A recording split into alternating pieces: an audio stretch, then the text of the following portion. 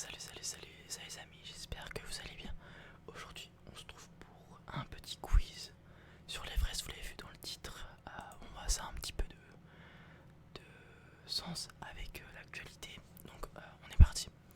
Alors vrai ou faux, Georges Mallory est le premier alpiniste à atteindre le sommet du mont Everest. Alors j'ai pas la référence de quand Nicky a gravi l'Everest en premier. Cela dit, je pense que ça a été fait quand même il y a un petit bout de temps maintenant. Et la photo me paraît vieille et peut-être même trop vieille. Parce que je pense que ça s'est fait il y a longtemps. Mais bien après l'invention de la photo. Puisque la photo c'est les frères Lumière, si je dis pas de bêtises, quelque chose comme ça. Donc c'est il y a quelques siècles. Et l'Everest, je dirais que c'est au XXe siècle qu'on l'a gravi pour la première fois. Peut-être un petit peu avant. Du coup j'ai envie de dire faux, je pense que c'est pas lui. J'espère que c'est pas lui. Ok. Donc c'est le 29 mai 1953. Donc c'est bien au XXe siècle, j'avais plus ou moins bon. L'alpiniste Ed Hillary et le Sherpa Tenzing Norgay sont devenus les premiers à atteindre le sommet de l'Everest. En 1921, Georges Mallory et Andrew Irvine ont tenté l'ascension sans dépasser les 7000 mètres. Ok. Les restes de Georges Mallory ont été retrouvés 75 ans plus tard, mais ceux d'Andrew Irvine restent introuvables. Ok, donc malheureusement ils sont morts sur l'Everest. Alors vrai ou faux, on peut trouver des coquillages au sommet du mont Everest.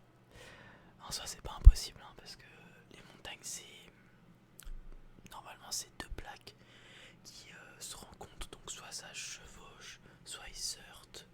Il y en a une qui passe au-dessus de l'autre, etc., etc.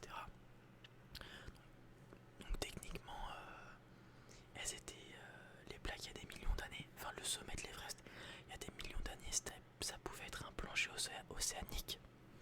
Donc c'est possible. Donc pourquoi pas, je vais dire vrai. Ouais, le mont Everest s'est formé il y a 450 millions d'années sur une zone où se trouvait autrefois un océan. Il est encore possible de voir de la vie marine et des fossiles de coquillage dans la partie supérieure de la montagne. Voilà. Super.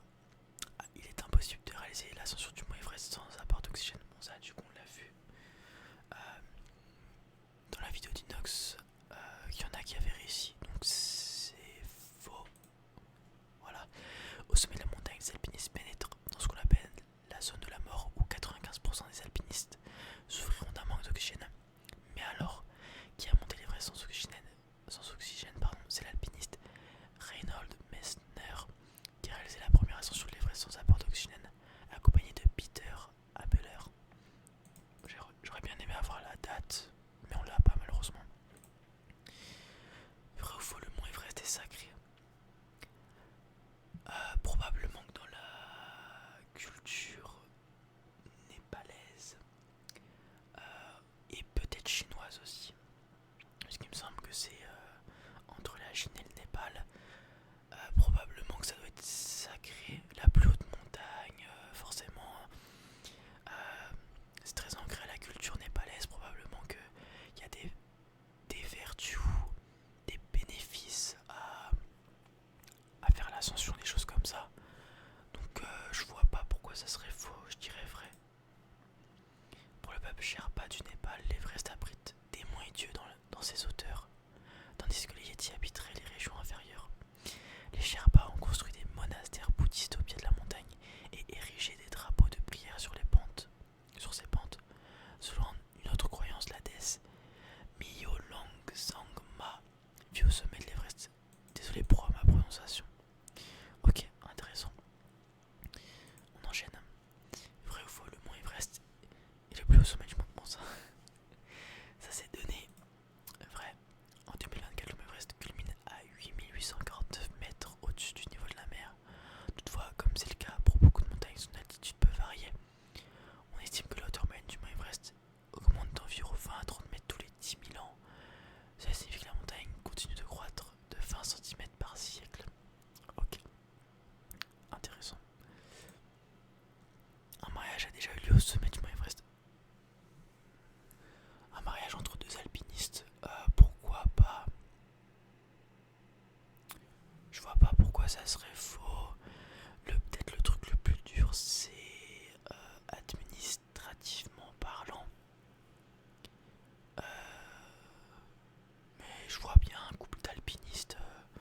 se marier sur le mont Everest. Bon, avec leur doudoune et tout, enfin l'équipement qu'il faut. Mais ouais, je dirais que c'est vrai. En 2005, le couple Moni Moulepati, désolé pour la prononciation, et Pem Dorji est devenu le premier à se marier au sommet de l'Everest lors d'une brève cérémonie de 10 minutes. Les deux tourtereaux avaient gardé ce projet nuptial secret, n'étant pas certains d'obtenir leur fin heureuse. En 2017, un couple californien s'est marié au camp de base de l'Everest, mais pas au sommet. Ok, bon, c'est cool, c'est les seuls à l'avoir fait pour le coup. Le mont Everest a plusieurs noms. Bon, du coup, pour nous, Everest, pour tout ce qui est occidentaux, j'imagine, on peut le voir en anglais ici. Pour les Sherpas, ça doit probablement avoir un autre nom, même si je pense qu'ils utilisent le mot Everest étant donné qu'il y a beaucoup d'étrangers qui viennent. Du côté de la Chine, ça doit être la même chose. Il doit y avoir un autre nom. Du coup, je pense que c'est vrai. Pour les Népalais, cette montagne est connue sous le nom de Sagarmatha. Et pour les Tibétains, Chomolungma, d'abord identifié par le monde occidental comme Big Five. Le sommet sera finalement nommé Mont Everest en 1865. De nombreux montagnards l'appellent souvent la mère de l'univers. Ok, d'accord. Intéressant. Bon, ça forcément, le quiz a été fait parce que Inox a sorti son documentaire. Donc, le youtubeur Inox a déboursé près de 50 000 euros par alpiniste, figurant dans son documentaire Kaizen, un an pour gravir l'Everest. Je crois que le pass pour monter, enfin le papier, enfin l'autorisation que tu es censé acheter, c'est plus ou moins ça. Donc je pense que c'est vrai. Tu te demandes quel est le prix pour gravir l'Everest. Le youtubeur français Nextag te répond: le coût financier s'élève à 50 000 euros par personne, dont lui-même Inès Benassouz, le guide et photographe Mathis Dumas et le Sherpa Manish. Mais le prix à payer pour une telle expédition va au-delà de l'aspect financier. Ouais. Le mont Everest détient le record du nombre de morts au cours de son ascension. Je pense que c'est fou. Alors, il y a pour la partie vraie. Ça peut être vrai parce que c'est probablement l'une des montagnes les plus grimpées au monde, les plus visitées. Donc, plus il y a de monde, plus il y a de chances d'accident. Cela dit, c'est pas la plus dure. Donc, du fait que ce soit pas la plus dure, probablement qu'il y en a une autre où c'est pire. Et je pense qu'il y en a d'autres où c'est pire. Donc, je dirais que c'est faux. Non, j'allais avoir un perfect, dommage. Avec un recensement d'environ 300 alpinistes décédés, le mont Everest détient donc ce triste record. Certains corps figés par le froid extrême, une température ressentie pouvant aller jusqu'à moins 60 degrés le long du parcours sont devenus des points de repère macabres comme le corps de Green Boots ou de celui de la belle endormie de l'Everest. Du coup, ma première hypothèse était bonne. Du fait que ça soit l'une des plus grimpées, c'est aussi l'une où il y a le plus de morts malheureusement. On enchaîne. On dénombre 11 tonnes de déchets dans les camps établis sur l'Everest. Ça me paraît être un chiffre correct, ni trop ahurissant.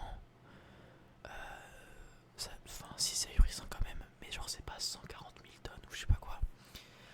Ni pas assez parce que je pense qu'il y a quand même pas mal de déchets. Du coup, ça me paraît être un chiffre correct. Ok, c'est plus